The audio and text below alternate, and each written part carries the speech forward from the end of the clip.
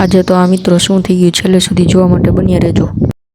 તો good morning મિત્રો, આજે તો જાગી ગયો તો, કાલ રાતે મોડું થઈ ગયું હતું તોય તે આજે તો વહેલા જાગવાનું હતું। ફટાફટ નાસ્તો કરી લીધો અને ફ્રેશ થઈ ગયો।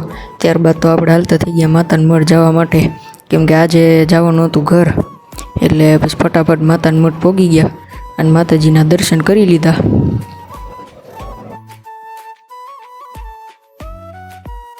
સવારમાં વહેલા પહોંચ્યા એટલે થોડીક ભીડ ઓછી હતી, એટલે દર્શન કરવામાં થોડુંક સહેલું રહ્યું।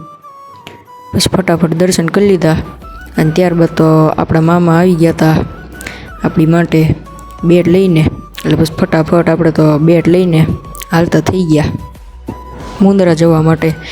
મામા એ વાતો કરતાં કરતાં મસ્ત ગીત વગાડતા વગાડતા પહોંચી ગયા હતા મુંદરા, કેમ કે ત્યાં હતો આપણો ખાસ મિત્ર જે અત્યારે મામાના ઘરેથી રહેવા આવ્યો હતો અહીં નોકરીના કારણે। મને કહેતો તો વ્લોગમાં ન લેતો, તોય મેં લઈ લીધો અને આ છે આપણો બીજો મિત્ર, આ પણ આપણો બેસ્ટ ફ્રેન્ડ છે।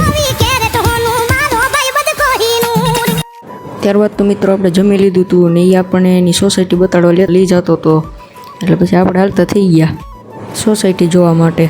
આ બંને ભાઈઓ આપણા ખાસ મિત્રો છે, આપણે નાનપણથી હારે જ રહેતા હતા, મતલબ वो अलग ही लेवल का बंदा था। ત્યારબાદ તો મિત્રો અમે સોસાયટી જોવા માટે હાલતા થઈ ગયા હતા।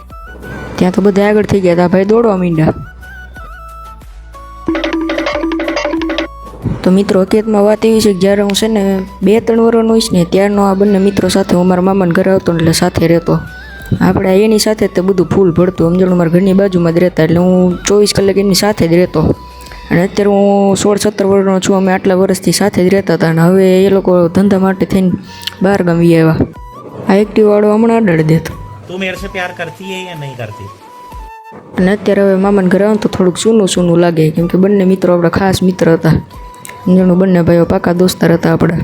ત્યારબાદ તો ઘડીક વાતો કરી, પછી પાછા ઘરે હાલતા થઈ ગયા, કેમ કે હવે જવાનું તો મોડું થતું હતું। ઘડીક ઘરે બેઠા અને આરામ કર્યો અને પછી આપણે હાલતા થઈ ગયા હતા જવા માટે। મામા બૂટ પહેરી લીધા અને કપડાં બદલાઈ લીધા। ત્યારબાદ તો આપણે હાલતા થઈ ગયા હતા ઘરે જવા માટે। ત્યારબાદ તો મિત્રો હાઈવે ઉપર આપણે આવી ગયા હતા, કેટલો મસ્ત રોડ હતો, હવે ગાડી હંકાવવાની કેવી મજા આવે, આપણે તિરંગો દેખાઈ ગયો હતો। ત્યારબાદ આપણે હાલતા થઈ ગયા હતા પછી પાછા ઘરે જવા માટે, કેમ કે આજે તો ફૂલ મોડું થવાનું હતું, ટોલ નાકું પણ આવી ગયું હતું, તો પછી હાલતા થઈ ગયા પાછા।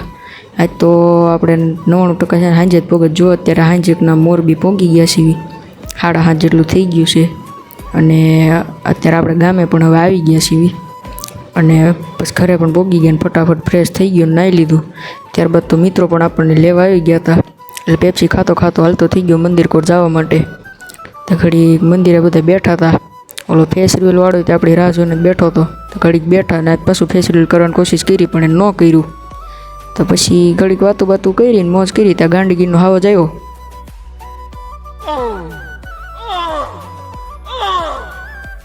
ત્યારબાદ તો મિત્રો થાકી ગયા હતા ને ઘરે જવાનો ટાઈમ પણ થઈ ગયો હતો, એટલે ઓલો ફેસ રિવીલ વાળો આપણને મૂકવા આવતો હતો, તો પછી ફટાફટ વાતો કરતાં કરતાં ઘર ભેગું હાલતા થઈ ગયા। તો મિત્રો આજે એને પણ ખબર નહોતી એ વાતોમાં હતો ને તે એનું ફેસ રિવીલ આપણે કરી નાખ્યું, જોઈ શકો છો।